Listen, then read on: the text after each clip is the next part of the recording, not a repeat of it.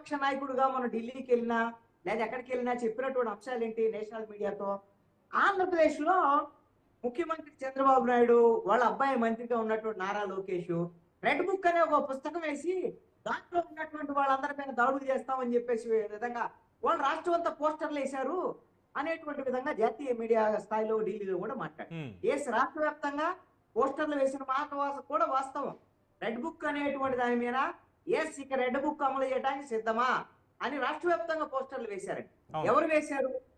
ఈ విషయంలో నారా లోకేష్ కానివ్వండి, అదే విధంగా ముఖ్యమంత్రి చంద్రబాబు నాయుడు గాని వాళ్ళిద్దరి పాత్ర ఉంది అని నేను అనుకోవటం లేదు.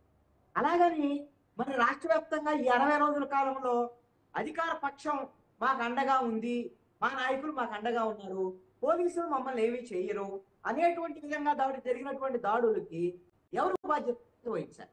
వీళ్ళు ఏం దాడులు చేయమని చేశారని కానీ లేకపోతే రెడ్ బుక్ ని మనం ఇంప్లిమెంట్ చేసేద్దామని కానీ ఎక్కడ నారా లోకేష్ చెప్పలేదు. అదేవిధంగా చంద్రబాబు నాయుడు కూడా ఏం చెప్పారంటే ఈ ప్రభుత్వంలో కక్ష సాధింపులు ఉండవు, అలాగని తప్పు చేసిన వాళ్ళని వదిలిపెట్టాం, చట్టబద్ధంగా మాత్రమే చర్యలు తీసుకుంటాం అని చెప్పారు. ఇంకా పవన్ కళ్యాణ్ ఒక అడుగు ముందుకేసి మనకు 164 సీట్లు ఇచ్చారు, 175కి చాలా పెద్ద బాధ్యత పెట్టారు. ఇప్పుడు ఈ తిట్టినోడిని తిట్టటము, కొట్టినోడిని కొట్టటము ఈ కక్ష సాధింపులు కాదు, మనం జనానికి ఇంకా మంచి చేయడానికి, మనం ఇచ్చినటువంటి హామీలను అమలు చేయడానికి ఏం చేయాలో ఆలోచిద్దామని పవన్ కళ్యాణ్ చెప్పారు.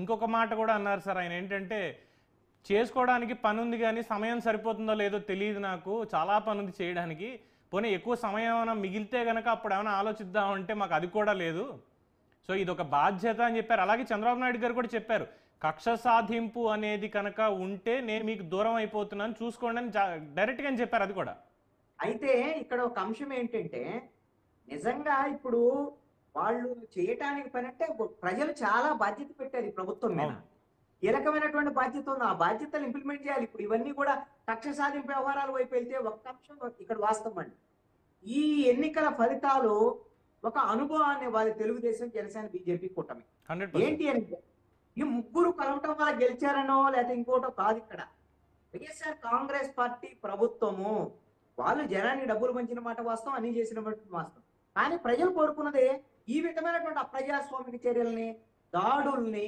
ప్రతిపక్షాల వాళ్ళ మీద కక్ష సాధింపుల్ని, కేసుల్ని వైఎస్ఆర్ కాంగ్రెస్ పార్టీ వ్యవహార శైలిని ప్రజలు అంగీకరించలేదు.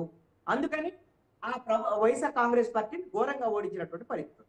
మరి ఇప్పుడు అధికారంలోకి వచ్చినటువంటి వాళ్ళు అదే తరహాలో వాళ్ళు చేశారు కదా, మరి మనం చేయొద్దా?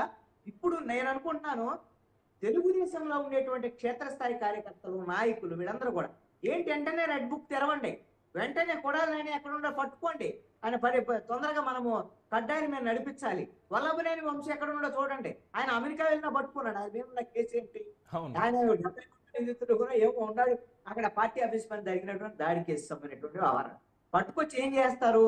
పోనీ ఇవన్నీ ఇంపార్టెంట్ ఏంటి అనేటువంటి దాని మీద ఈ రోజున కార్యకర్తలు, క్షేత్రస్థాయి నాయకులకి అత్యవసరంగా రెడ్ బుక్ తెరవాలి, రెడ్ బుక్ ఇంప్లిమెంట్ చేయాలి, పోలీసులందరూ దీనికోసమే పనిచేయాలి.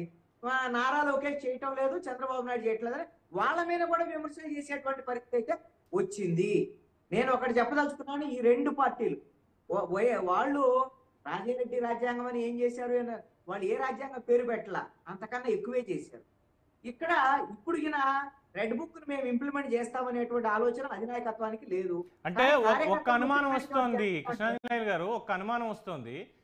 లోకేష్ ఇప్పటికి చాలాసార్లు మంగళగిరిలో ప్రతిరోజు ప్రజలను కలుస్తున్నారు, అలాగే మంత్రివర్గ సమావేశాలు కానీ లేదంటే కేబినెట్ భేటీ మిగతా ఇన్ని జరిగినప్పుడు కూడా అఫీషియల్గా కానీ అన్అఫీషియల్గా కానీ లోకేష్ వెంట కావచ్చు లేదంటే అధికారంలో ఉన్న వాళ్ళందరి నోట్లోంచి రెడ్ బుక్ అన్న పేరు ఇప్పటిదాకా ఎక్కడ వినబడలా. ఇగో ఈ కార్యక్రమాలు తీసుకొస్తున్నాం ఇది అని చెప్పారు తప్పితే. అంటే జగన్మోహన్ రెడ్డి గారు కోరుకుంటున్నారా కావాలని, అంటే ఢిల్లీ స్థాయికి వెళ్ళి ఇగో లోకేష్ దగ్గర ఏదో రెడ్ బుక్ ఉందంటే అందులో నా పేరు ఉందో లేదో నాకు తెలీదు, ఉంటే చూసుకోవాలని ఉంది అని చెప్పి ఓపెన్ చేయని ఏమైనా రెచ్చగొడుతున్నారంటారా?